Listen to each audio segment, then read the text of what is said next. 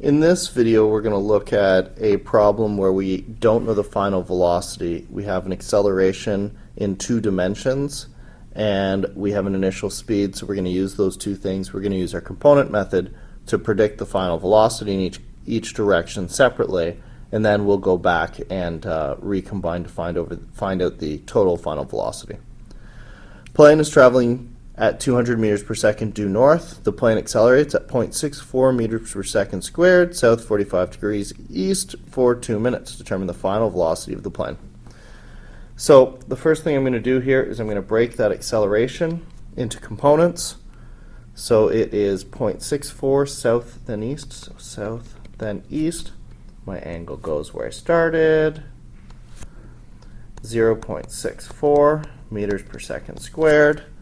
So let's do that. Let's do this one would be the sine. Meters per second squared times the sine of 45, which works out to be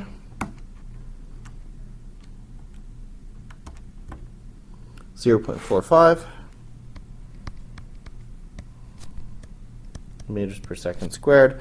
And that applies to both. It's a 45-degree angle, which means the two components are equal to each other.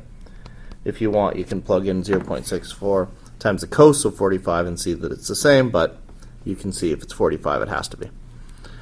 So now, I'm going to do the problem separately in each direction, using north and east as my positive directions. My initial velocity for my plane is 200 meters per second due north. That means 200 meters per second in the north direction, and if it's due north, that means 0 meters per second in the east-west direction. My acceleration is 0.45 in both directions. I need to be a little careful in the north-south direction, call it negative 0.45, because you can see that it's going south and I've declared north as my positive direction. And finally, this all happens for 2 minutes, so my time is 120 seconds. With that in hand, I can use my equation, A equals V2 minus V1 over T. I can do that separately in the north and the east direction. So in the north direction, negative 0.45 meters per second squared is going to be equal to V2 minus 200 meters per second divided by a time of 120 seconds. Multiplying both sides by 120, I get negative 54 meters per second over here, V2 minus my 200 meters per second, then adding 200 to both sides, I get 146 meters per second north, or positive. In the east direction, 0.45 meters per second squared is equal to V2 minus 0 divided by my 120 seconds. So my V2 is just going to equal 54 meters per second. And since it's positive, I know that means east. So I'm going 146 north still. I slowed down a little bit there due to the negative acceleration, but I've introduced a velocity of 54 meters per second east.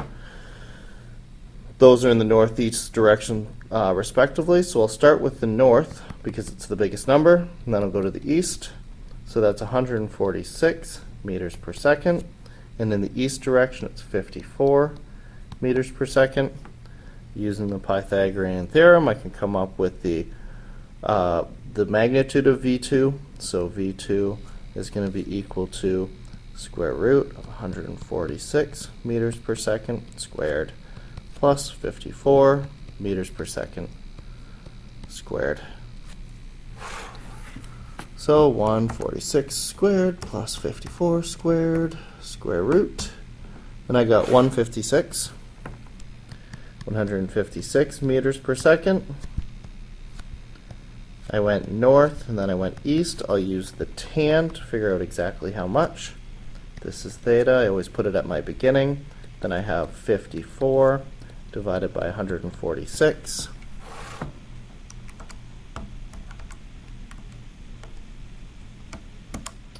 And I got 20 degrees. So my angle is 20 degrees. So after having accelerated like that for a couple minutes, the final velocity of the plane works out to be 156 meters per second, north, 20 degrees east.